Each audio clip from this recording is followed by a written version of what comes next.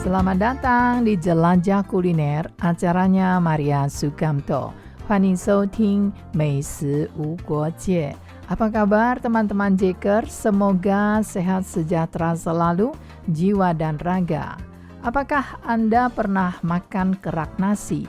Atau kalau saya di masa kecil sering menunggu di dapur, menantikan saat nasi ditanak dan mengharapkan sekeping kecil kerak nasi yang masih panas-panas. Biasanya saya makan dengan taburan sedikit garam. Wow, alangkah nikmatnya. Apakah teman-teman punya pengalaman yang sama? Saya nantikan ya cerita dari Anda. Cerita masa kecil Anda di dapur atau kenangan apa saja dengan dapur. Kerak nasi yang membawa kita berkeliling dunia. Kadang-kadang makanan yang paling sederhana justru menyimpan cerita yang paling panjang. Bayangkan sebuah pot tanah liat kecil di atas api yang saya perkenalkan di Jelajah Kuliner pekan lalu. Di dalamnya, nasi sedang dimasak perlahan bersama potongan daging, saus apa saja, dan juga tak lupa minyak wijen. Uap panas naik pelan-pelan, membawa aroma yang hangat, hampir seperti pelukan dapur rumah. Di wilayah selatan Tiongkok, terutama di Provinsi Guangdong, hidangan ini dikenal sebagai Po Zai Fan, nasi yang dimasak langsung di dalam pot tanah liat. Tapi tidak perlu jauh-jauh ke sana, di Taiwan dan Hong Kong pun juga banyak. Yang menarik, banyak orang sebenarnya menunggu satu bagian tertentu dari hidangan ini. Seperti saya, bukan dagingnya, bukan sausnya, bukan sambalnya, melainkan bagian yang berada paling bawah dari pot, yaitu kerak nasi yang sedikit hangus, renyah, dan harum.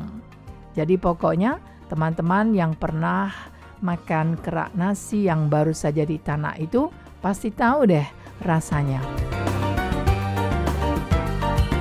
Dalam bahasa Kanton, bagian ini sering dianggap sebagai harta karun kecil dari sebuah clay pot rice.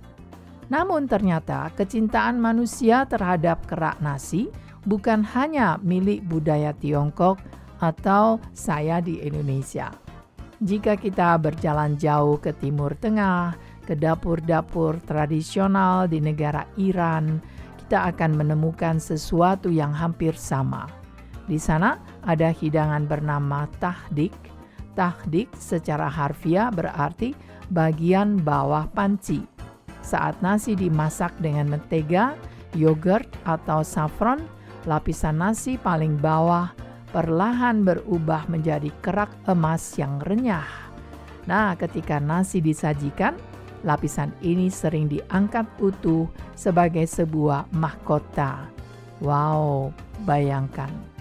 Di banyak keluarga Persia, justru bagian ini yang paling diperebutkan. Menarik sekali bukan?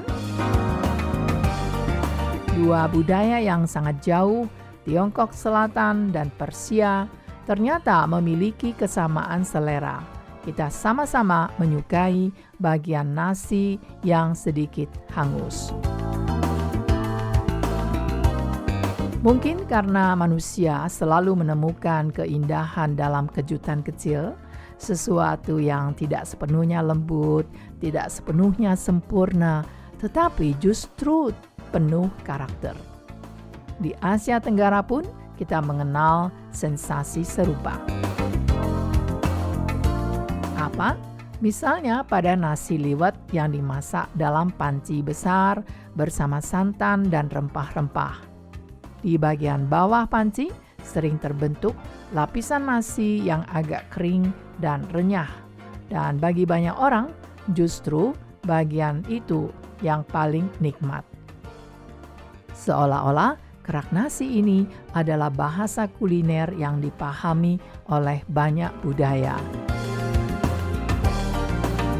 Tapi ada satu rahasia lain yang membuat clay pot rice begitu istimewa, yaitu pot tanah liat itu sendiri.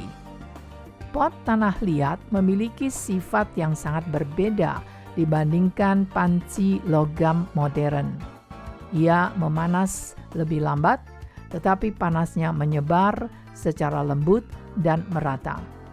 Seperti api kecil yang sabar, karena itulah nasi dalam pot tanah liat tidak sekadar dimasak, ia dipelihara oleh panas. Uap air terperangkap di dalam pot, sementara bagian bawah perlahan berubah menjadi lapisan renyah yang aromatik. Tanah liat juga memiliki pori-pori alami yang membantu mempertahankan kelembapan dan aroma makanan. Jadi hasilnya adalah nasi yang lebih harum, lebih dalam rasanya, dan memiliki tekstur yang sangat kontras. Lembut di atas, renyah di bagian bawahnya. Dan mungkin karena alasan inilah pot tanah liat telah digunakan manusia selama ribuan tahun. Nah, sekarang bayangkan ya, kita berada di sebuah keadaan di mana musim dingin, di malam musim dingin di Hong Kong misalnya, atau di Taiwan, udara terasa dingin, angin dari laut membawa sedikit rasa asin, dan lampu neon mulai menyala di sepanjang jalan. Lalu, di sudut pasar malam, kita melihat deretan tungku kecil. Di atasnya ada puluhan pot tanah liat dengan tutup bulat.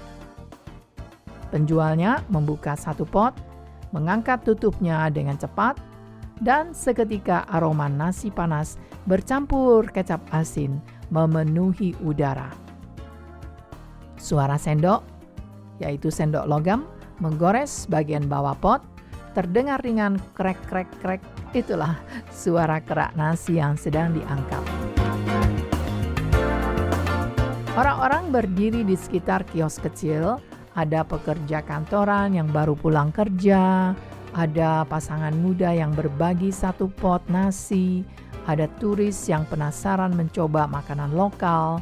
Semua menunggu hal yang sama, satu pot kecil nasi panas. Dan mungkin ada orang yang sengaja makan nasi pot hanya untuk menantikan kehadiran kerak di bawahnya. Siapakah orang itu? Mungkin saya satu-satunya.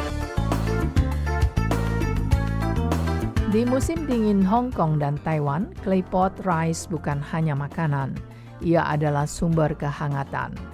Pot yang masih panas seringkali langsung diletakkan di meja kecil.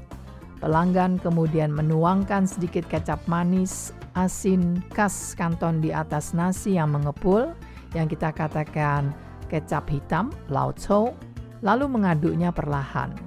Aroma kecap, nasi panas, dan minyak wijen bercampur menjadi sesuatu yang sangat menggoda.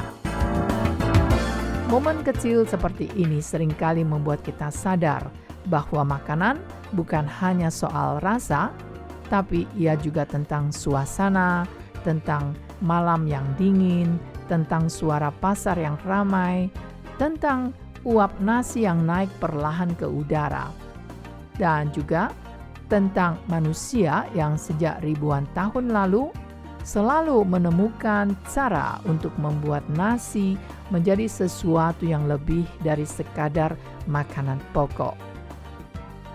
Dari claypot di Guangdong, Taiwan, ke takdik di Persia, hingga dapur-dapur Asia Tenggara, kerak nasi kecil itu ternyata membawa kita berkeliling dunia. Dan mungkin ketika kita mendengar suara nasi yang begitu hangus di dasar panci, sebenarnya kita sedang mendengar salah satu suara tertua dalam sejarah dapur manusia. Percaya tidak? Ya, banyak yang setuju dengan saya, bukan? Terima kasih telah bersama-sama saya dalam Jelajah Kuliner. Saya Maria Sukamto. Mohon diri, sampai jumpa.